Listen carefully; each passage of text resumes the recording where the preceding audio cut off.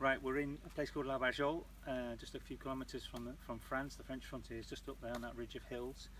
And this is a photograph here, which you can see is a famous photograph taken by a French photographer in early February 1939. It shows this man Mariano, and there's his daughter Alicia, but it's not just her. There's a little brother, Amadeo, who's also only got one leg. He's just 4 years old, and they both lost their legs and their mother in the same bomb raid in 1937 on the Aragonese town of Monthon.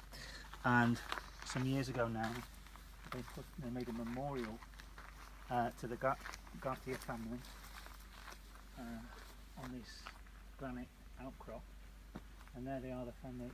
There's the father and Alicia, and they're looking towards France and a very uncertain future. They have gaunt looks on their faces, and they go into France, and the children are separated from the father.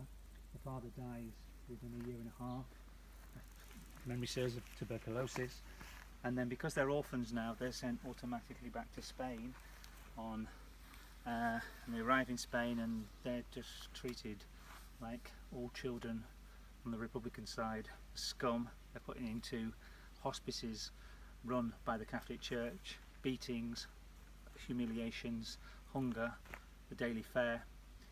And some years ago, in 2003, the photograph was published in a report on the exile in El País, the newspaper.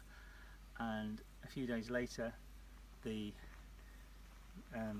Amadeo, the 4-year-old boy, now an elderly man, wrote and identified the photograph as saying that was his father and his sister and himself.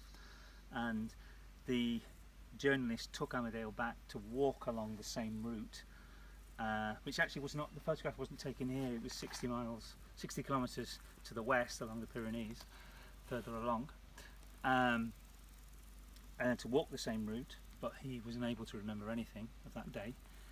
And he also wrote in the newspaper, in the letter that he'd written to El País, saying, "I can neither forget nor forgive.